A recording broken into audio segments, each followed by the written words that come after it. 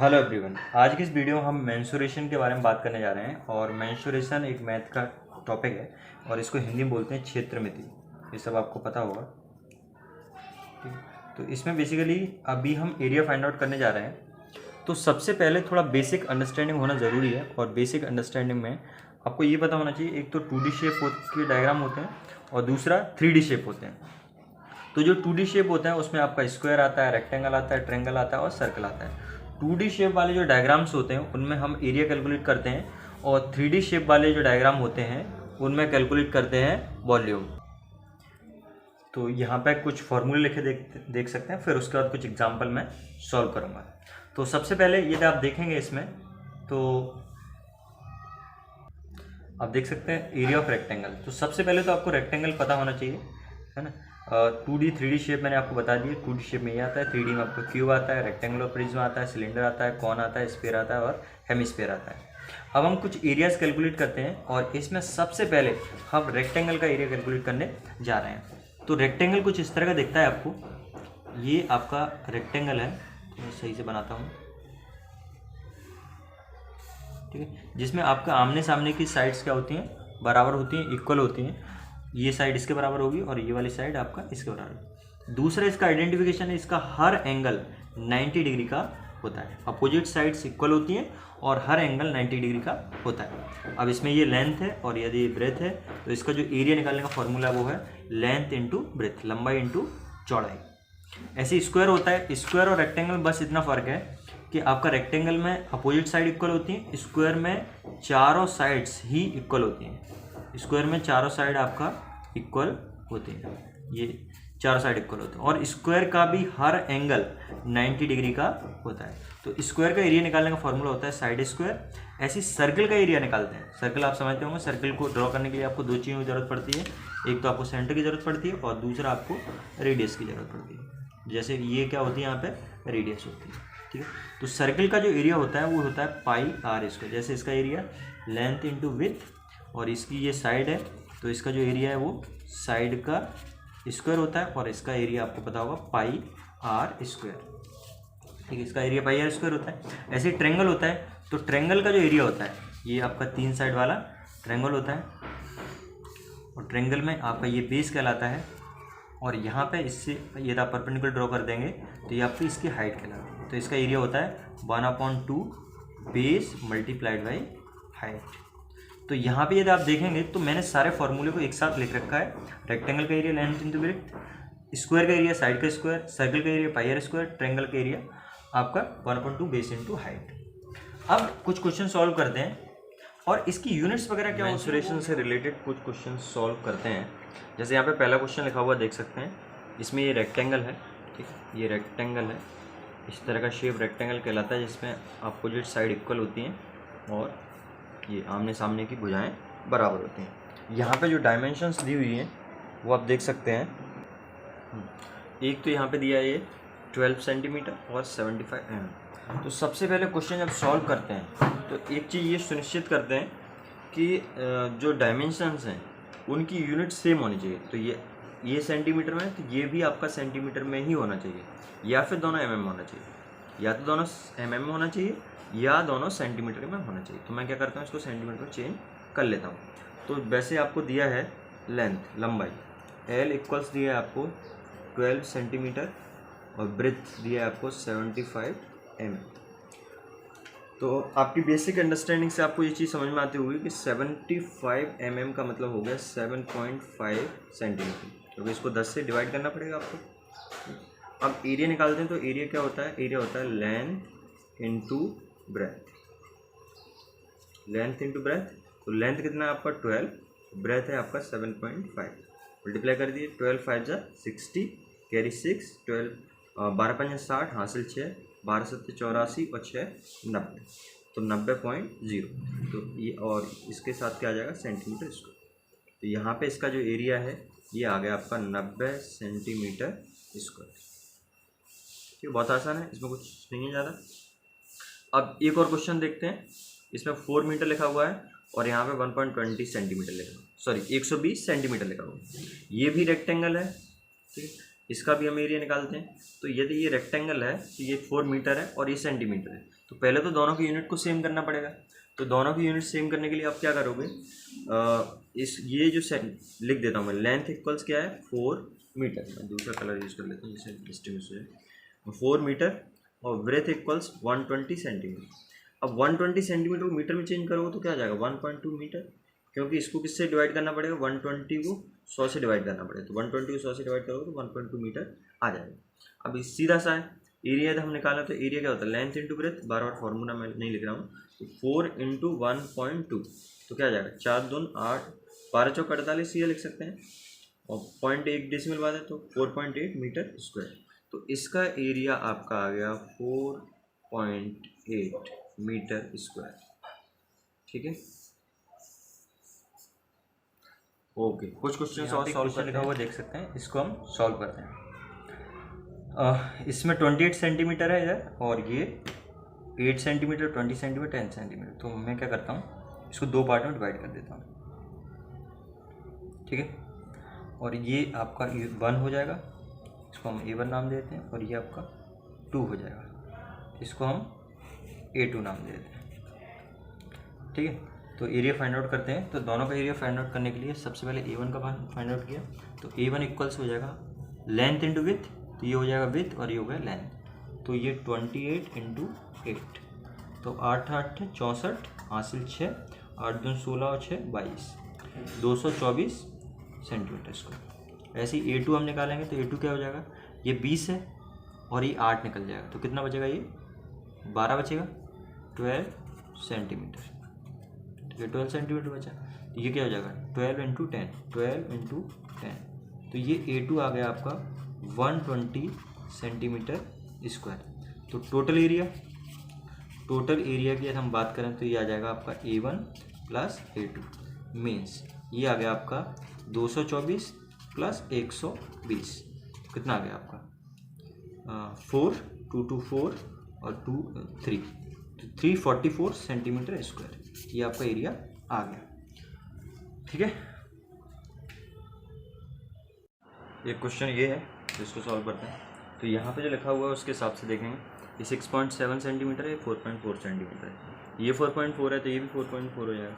अब इसमें आपको डिवाइड करना पड़ेगा इसको, ये A1 हो जाएगा, ये A2 हो जाएगा। इनको यदि हम अलग अलग बनाना चाहें तो ये कुछ इस तरह बन जाएगा A1। ठीक है, ये आ गया 6.7 सेंटीमीटर और ये आ गया आपका 4.4 सेंटीमीटर। ठीक है, दूसरा ये सेमी सर्कल बन जाएगा, हाफ सर्कल है तो सेमी सर्कल कुछ इस तरह से बन गया आपका 4.4 सेंटीमीटर। ठीक है, तो ये क्या है, डायमीटर है, रेडियस निकल आएगा। तो सबसे पहले निकालते हैं A1। A1 क्या हो जाएगा 4.4 इंटू 6.7। ठीक है, तो मल्टीप्लाई कर देते हैं, 4.4 इंटू 6.7 करोगे इसको तो 7 चौक 28 और 7 चौक 28 2 30, 6 चौक 24, 6 चौक 24 2 26, 8 4 9 और 2। ठीक है, ये आ गया 29.48, तो 2 पॉइंट वाला डेसिमल लगेगा ना, मीटर सेंटीमीटर, तो सेंटीमीटर इसको। अब A2 ये क्या सेमी सर्कल है, तो सेमी सर्कल का एरिया क्या होता है, सर्कल का एरिया पाई आर स्क्वायर होता है, तो सेमी सर्कल का हो जाए पाई आर स्क्वायर बाई 2, जिसमें आर क्या होता है, त्रिज्या होता है। ठीक है, तो चूँकि डायमीटर दिया है आपको, डायमीटर कितना है, ये डायमीटर है, ये दिया है आपको 4.4 सेंटीमीटर। तो रेडियस कितना आ जाएगा, रेडियस आ जाएगा आपका 2.1 सेंटीमीटर। ठीक है, तो इसको ये सॉल्व करेंगे तो A2 इक्वल्स आ जाएगा 3.14 पाई की वैल्यू इंटू 2.1 का स्क्वायर है, तो 2.1 इंटू 2.1 अपॉन 2 से इसको कैंसिल आउट करेंगे तो 2 1 जा 2, 2 1 2, 2 5 जा 10 और 2 7 14। ठीक है, तो ये कुछ इस तरह से कहानी बनेगी। तो यहाँ पे कैलकुलेशन कर देता हूँ, 1.57 इंटू 2.2 इंटू 2.2, तो इसको करेंगे 22 का स्क्वायर करते हैं तो 22 दूना 44 और 22 44 और 4, 48, ठीक है। हाँ, 22 44, तो 4.84 आ जाएगा, ठीक है। अब इसका मल्टीप्लाई करना पड़ेगा, तो यहाँ पे मल्टीप्लाई करके मैं बता देता हूँ। 4.84 है 157, डेसिमल को पहले नहीं देखना। 7 चौक 28 हासिल 2, 7 8 56, 56 और 2 58 हासिल 5, 7 चौक 28, 28 और 5 33, 7 चौक 28 हासिल 2, 7 8 56, 2 58 हासिल 5, 7 चौक 28 5 33 गुणा 5 चौक 20, 5 8 40, ऐसे ही पढ़ते हैं मतलब हिंदी में, क्योंकि आप लोग हिंदी वाले हो तो मैं इसलिए। और 5 चौक 20 हासिल 2 लगेगा, 5 8 40 और 2 42 हासिल 4, 5 चौक 20 और 4 24। ऐसे ही फिर एक का करेंगे तो वही आ जाएगा 484। तो ये 8 8 3 2 5 4 9, 4 3 7 8 15, 4 2 6 1 7, ठीक है। तो ये आ गया इतना। अब डेसिमल कितने पॉइंट बाद, 1 2 यहाँ पर है, 2 यहाँ पर, तो 2 2 4, ये आंसर आ जाएगा 7.5988 सेंटीमीटर स्क्वायर। तो ये आ गया तुम्हारा A2, ठीक है। A2 आ गया। टोटल एरिया निकालना है, तो टोटल एरिया क्या जाएगा, टोटल एरिया हो जाएगा आपका A1 प्लस A2, मीन्स आपका 29.48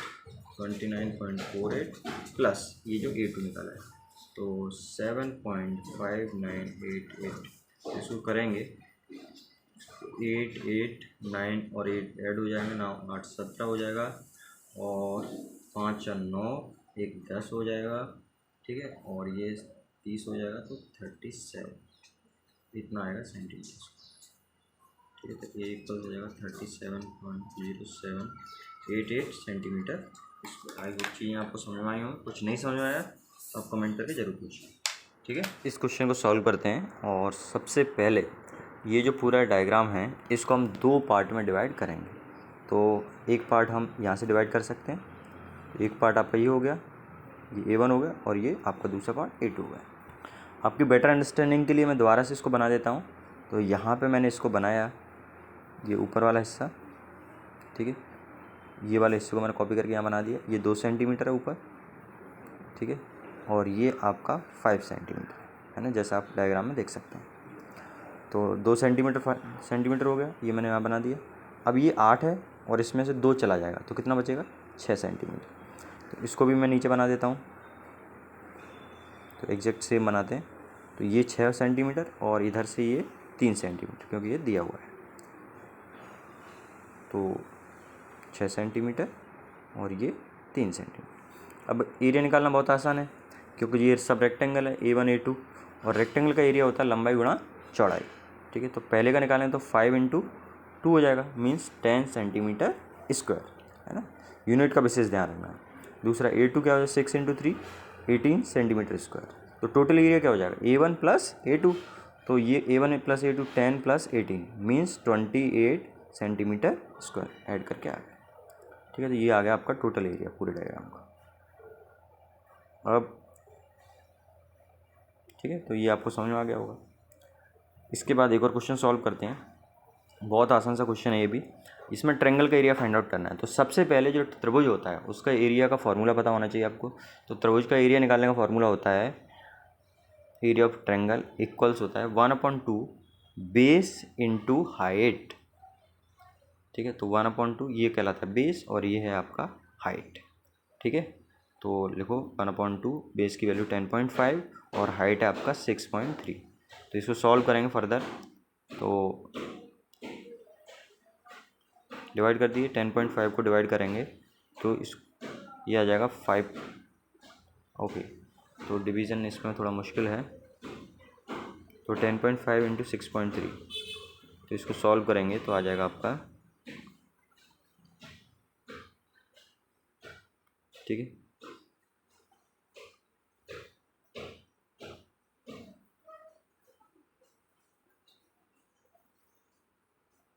हाँ, इसको 2 से और डिवाइड करना पड़ेगा आपको, तभी आपका आंसर आएगा,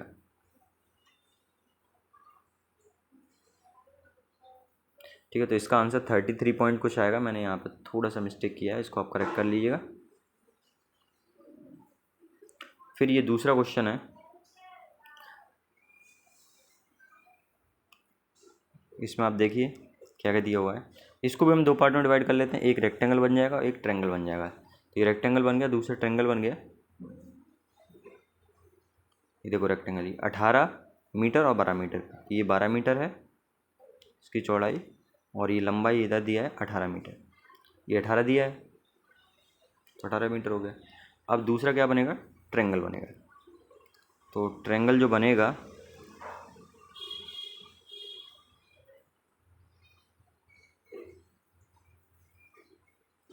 अब इसमें 28 में से 18 चला जाएगा तो 10 बचेगा और ये 12। तो अब आसान है, वन ट्रायंगल का एरिया फिर निकल आएगा 1/2 बेस इंटू हाइट से।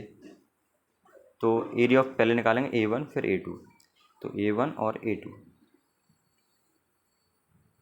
तो A1 निकाला लेंथ इंटू विथ, तो लंबाई कितना 12 गुणा 18, तो 12 अट्ठे 96 और 12 एकन 12 और 9 21, तो 216 मीटर स्क्वायर। ठीक है, ये A1 निकाला है। ऐसे A2 निकालना है। A2 क्या होता है 1/2 बेस इंटू हाइट है, तो बेस 12 है और हाइट आपका 10 है। सॉरी मैंने उल्टा बोल दिया, लेकिन कोई दिक्कत नहीं है उसमें। तो ये आ गया 60 मीटर स्क्वायर। तो टोटल एरिया क्या आ जाएगा, टोटल एरिया ए आ जाएगा आपका, A1 आ गया 216 मीटर स्क्वायर, A2 आ गया 60 मीटर स्क्वायर। तो ए इक्वल्स आ जाएगा A1 प्लस A2, मीन्स ये आ गया आपका 216 प्लस 60, तो 276 मीटर स्क्वायर टोटल आंसर इसका आ गया। ठीक है, तो इसका टोटल आंसर कितना आएगा 276 मीटर स्क्वायर।